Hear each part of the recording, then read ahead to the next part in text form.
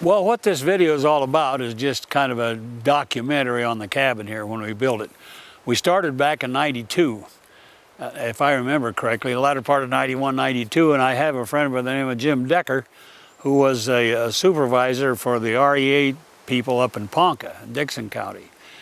And I was looking for poles. I was looking for old cedar poles, and one day he came to me, told me, he said, they're going to tear out the line between Ponca and Martinsburg, and that's all the old cedar poles, and that's what I wanted, because I wanted them to look old, and those cedar poles, as long as you keep them up off the ground, they'll last forever. So I got him to save those poles. He stacked them up on Charlie Mahler's farm, and I went up there one day and I cut those poles. I took as even a cut as I could out of them. Some of those poles are 40 feet long and big around.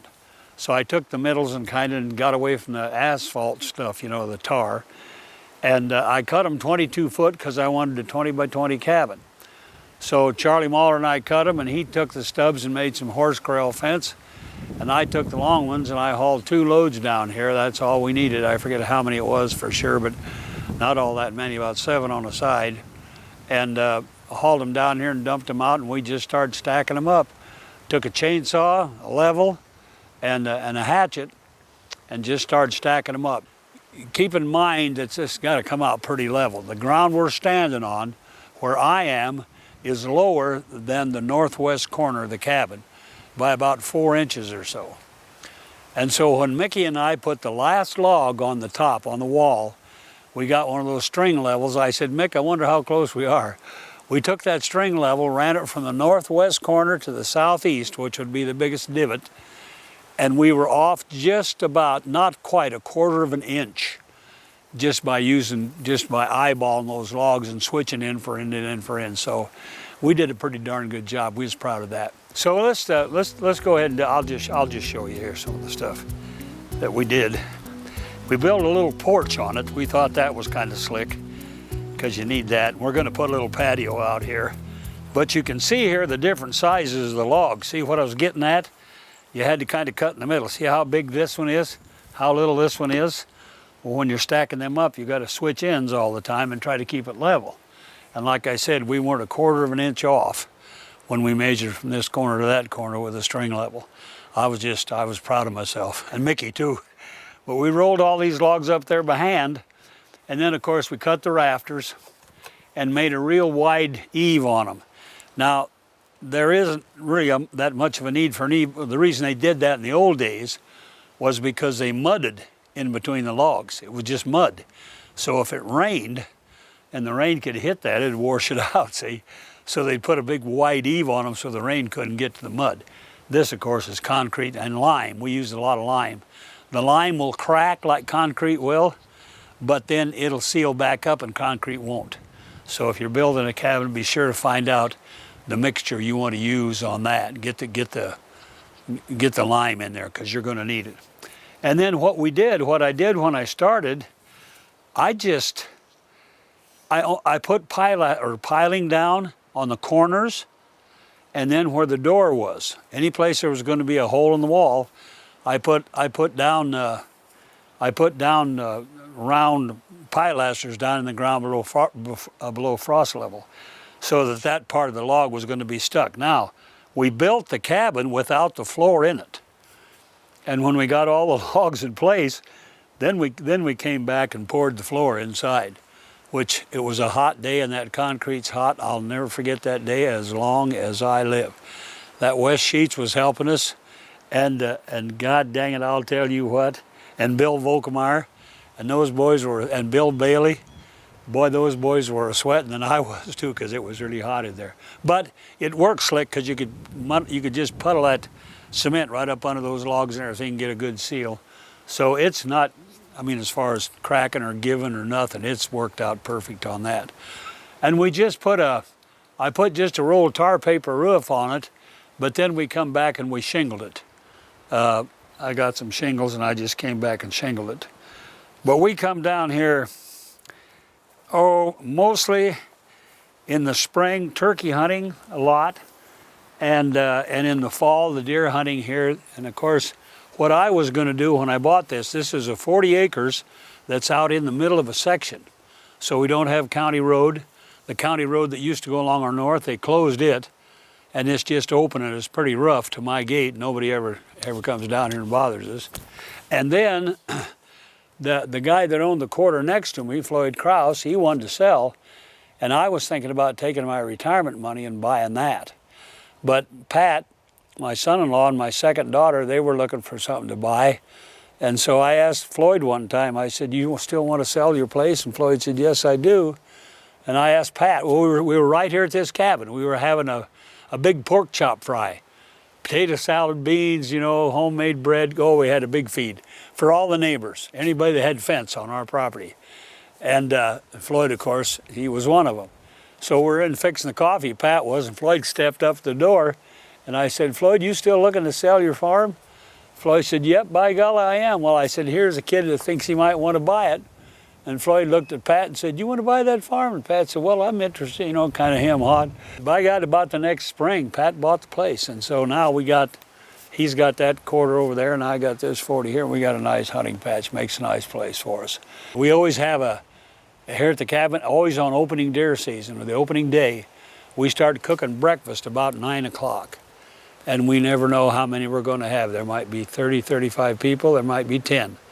But we start cooking and people start bringing, oh God, that one guy brings that peppered bacon, that thick, oh, it's so good. Oh, Harold Hull brings that when he shows up. And he shows up with that bacon, and man, we start frying eggs and bacon and hash brown potatoes. And we cook it all out here on this grill. I got a big washing machine lid in there, Maytag washing machine lid, and that's what we do our cooking on. It's just still a grill, it's got a burner under it, but I scooted all the rocks over to one side so the heat hits the bottom of that skillet, and we can cook a lot of food that way. A friend of mine who found this property for me, Jerry Brinkman, I told him, I said, "See if you can find a place when I retired, I'll take some of my money and buy it." Well, he found this place, and the old boy wanted to sell it. And I thought old Elmer wanted to sell it, and he wanted $15,000 for 40 acres, which nowadays is nothing. Well, anyway, I thought it was a little high for me then. You know, I didn't know I wanted to put that much in it. Well, one day Jerry called me from Burr, and Elmer had been in there. And Jerry said, Elmer said if you still wanted to buy it, he'd sell it for $10,000. You can't believe how fast. I told Jerry, I said, you tell him, run grab him right by the throat and tell him I got that ground. Elmer drove right to the bank. Jerry followed him over there and told him, he said, "Say, I called Turpin, he wants the ground." So Elmer told the banker, we've sold the ground. So that was consummated. When they walked out the door, there were two young guys that had caterpillars and dirt movers, and they were buying up little chunks of ground like this and knocking all the timber off and farming it to make money. And they were waiting for Elmer. They had parked behind his pickup so he couldn't back out because they were going to try to buy this ground, and they'd have bought it just sure in the world. Beat it by seconds. I've always loved Jerry Brinkman for that. Now, his son works for the electrical people here, the REA type people. And they come by here one day, the crew did, they're working on lines or someplace, and they had a couple old poles. So there's a real deep creek where the old creek used to run here, and it's hard to get across when it's wet. So those kids came in here with that truck, dumped a couple of those poles and slid them across there, put up ends on them and then run a cable so you got a handrail, and built me a footbridge across the creek. Now, the other day we were calling turkeys, and my friend Paul Horton, this is 2016. Paul and I are in the blind right over here. I can see it from where I'm sitting. And we got 5 turkeys gobbling at us. Paul killed one, and they're still gobbling. I'm still calling them. And the one's coming from the west here, he's on the other side of the creek. And I can hear him, he's just thundering, but I can't see him. I told Paul, I said, where is he? Paul said, I can't see him, I can't see him. And all of a sudden I looked, he was up on that bridge. He was strutting right across that little wooden walk bridge. Oh, I wish I'd had a camera. We could have got a picture of that. We started a bird book, you know, how many birds we see here. And I counted up this morning, I think it was 56 or 7, I can't just remember quite for sure. 56 or 7 birds that we've seen here, and of course we feed them. We put thistle seed feeders here under the eave, so when you're sitting there eating breakfast in the spring of the year, that thing is just full of those little yellow finches. and the juncos and the Harris sparrows and just all kinds of birds. And so we kind of enjoy it. I never thought I'd live to see the day when I would actually enjoy watching birds like that, but I do, and we start keeping records. When the kids see something different, boy, they start looking in the books, see if it's something we haven't seen, you know. And we've seen a lot, and we've seen birds here that we probably should not have, and identified them. We got a really good Bird Peterson's field guide to the birds of North America, and boy, they got everything in there. And so when we see a bird that's a little different color, a little different shape, you know, a little different character, boy, we get to look in that book, see if it's something we can add to our list. Well, this is probably the most important building on the property, the old privy. And we hauled this in here in the winter. We built it in town. It was part of Pat's woodshed at his garage. We just put a wall in and put a seat in. It's a pretty big, it's just a one-holer.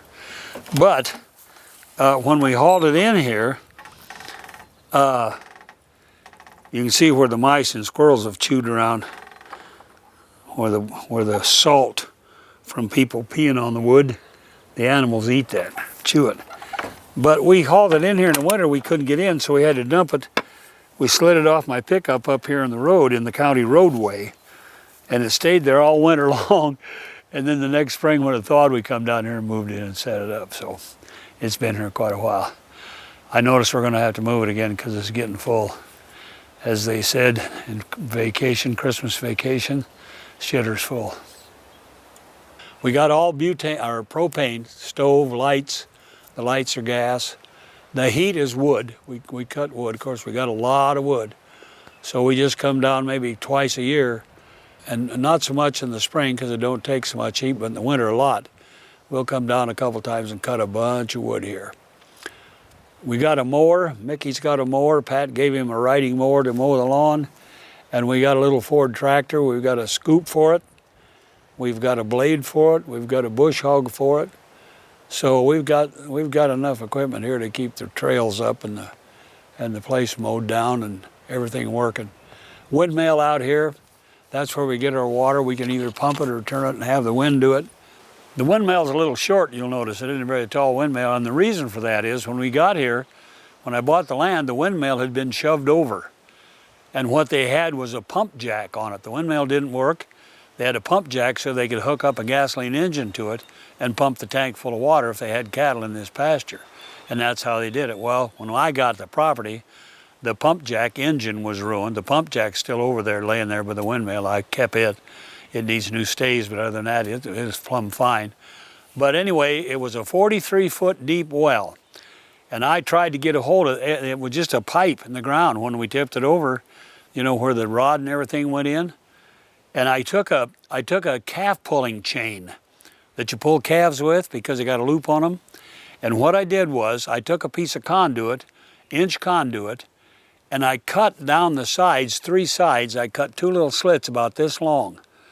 And then I cut on the top, I cut it in and I pushed them in just a little so that when I pushed it down over the rod, those little grips would grab it and pull it back up.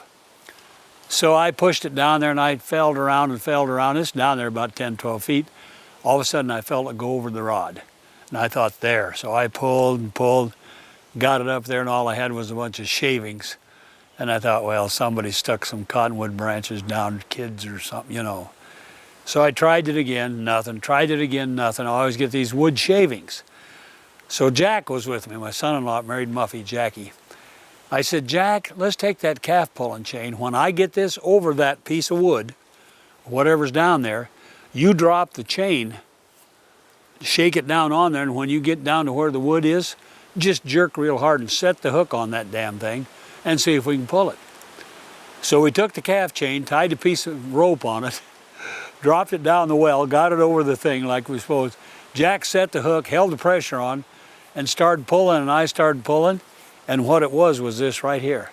It was wooden rod. It was wooden rod in the well. That's what was pulling it. I made a walking stick out of it. It was oak. And so we pulled it up, and part of the well wasn't on it. Part of the check was all broke off and everything. But I just put a plunger in there, and we had water right now. Well, and since then, My wife thinks, we had a little earthquake down here about 4 or 5 years ago. She thinks it screwed up the well because it wouldn't pump any water, it just stuck. I couldn't pull the rod, I couldn't do nothing. Well, I put metal rod down, you know. We got 4-ton jacks on either side of it and tried to pull that thing in, could not. So I got the well man here and we went down 63 feet to the water then and put in a well, and now we got good water. We get enough water, good clean water, so we're in good shape here. Let's go ahead, we'll go ahead and take a look in the cabin, okay?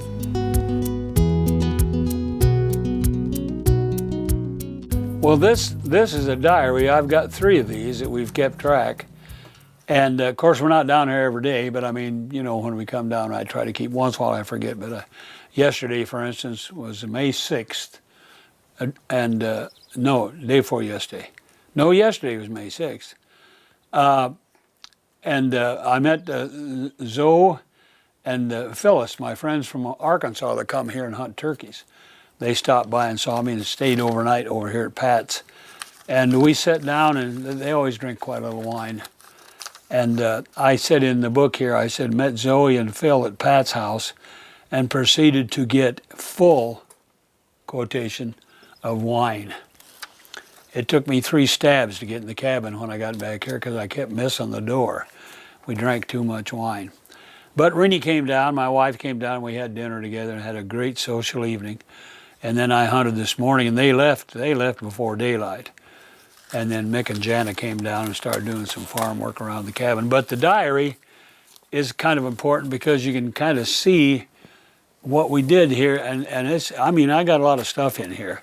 But in the back of this then, I got a see, I just write down what we did, the hunts and stuff. But in the back of it, I have our bird. It's our bird catalog, what we've seen for birds. And we got a bunch of them. I think I said, what did I say out there, 56 or 7, something like that we keep. So I keep this hanging right here so that when we do something, I'll mark this down, that we're shooting a little documentary here on the cabin. I'll mark that in the diary so I know when it was. So we just kind of keep track of that stuff, the social stuff, the funny stuff, the serious stuff, you know, just everything. We keep track of it all. I'll show you around the cabin just, I guess there's not much to see really. We put antlers in here that we find on the place. We can see some there in the corner. We got antlers. Here's some photographs, old Fred Bear and Glenn St. Charles. They were archery in the 50s and the 60s. Fred Bear was the man, and so was Glenn St. Charles. Well, Dick Mock always called him almost honest Glenn St. Charles. And I don't think he liked it, but we all called him that. But Fred and Glenn were great buddies, did a lot of stuff. So I got the pictures of Fred and Glenn and Dick Mock up there, kind of remind me of old memories. And then there's some arrows sticking in the wall up there. They all commemorate something, killed a deer or killed a turkey or something. And then the antlers over there, some of them were killed here, but some of them are just picked. We found them, we picked them up here. And then there's antlers above the door that are there's a fallow deer, which you don't see much of. There's Larry Herman gave me a great big whitetail, really nice whitetail. And then there's Charlie Mahler killed an ice buck, his antlers are up there. And then there's a mounted antelope that I killed with my bow. I put it up there. And just pictures and photos. Charlie Mahler made me a turkey picture. I put it up over there, a little hen with a bunch of little ones. And then Mark Nelson gave me some mounted fish, and I stuck them up there. The posters you see there, the colorful posters, and what they were doing was advertising our outdoor show and the Nebraska Game Parks Commission's outdoor show. Our old wood stove, we got a bunk bed there. We can sleep, this folds out into a bed. We can sleep 8 people in here pretty readily. But the stove opens up like a fireplace. It's an old wood burning stove. I bought it from Brad Nutter. I think I paid him $30. And God, we've burned a ton of wood through that old stove.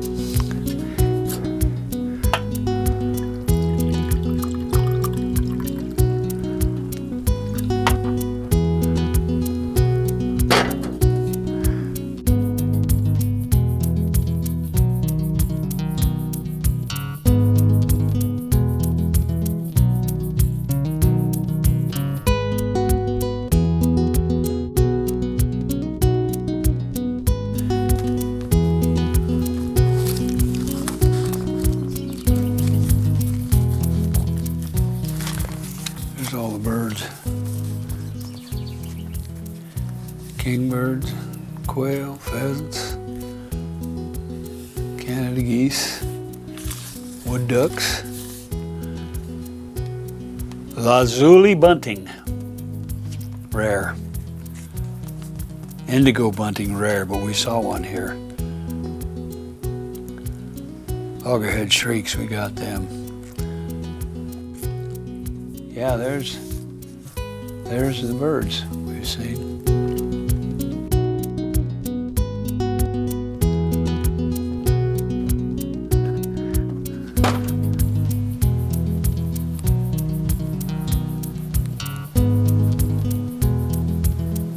One of the first things we did was to get the water situation. We set up the well and got the windmill working. And that's the first hunt down here was Kenny Boats, he's dead now, and myself, and we were shooting doves. This was in August. And then there's the Pat working on the windmill.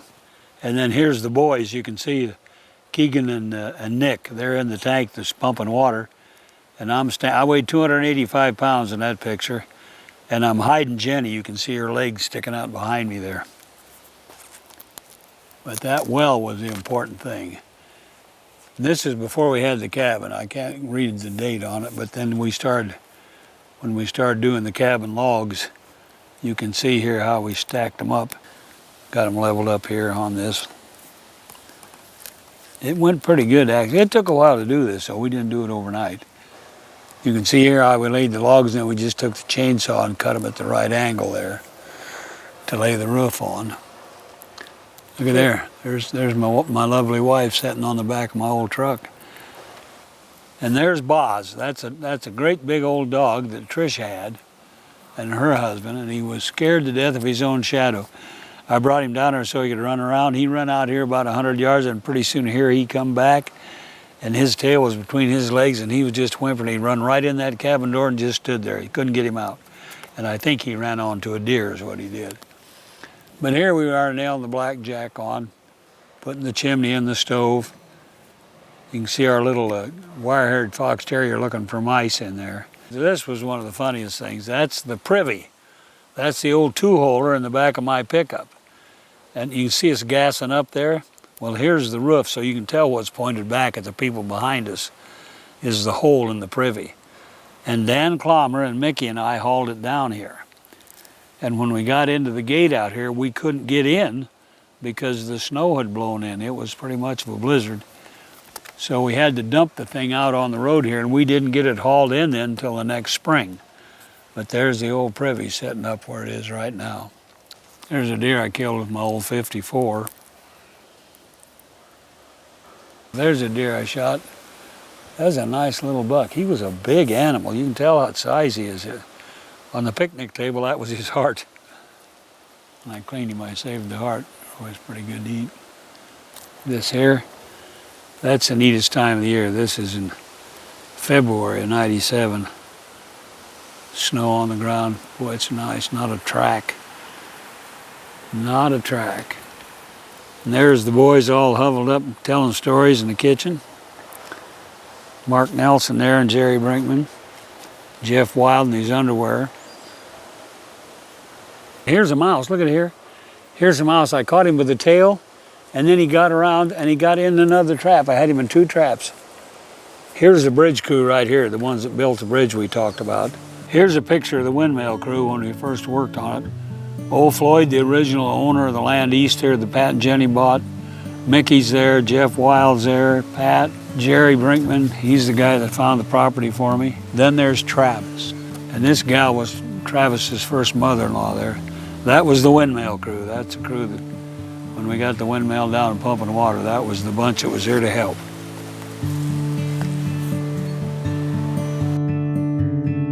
So we get a lot of enjoyment out of here. The kids, grandkids, everybody. There have been a lot of people here at this cabin. We've had some good times here.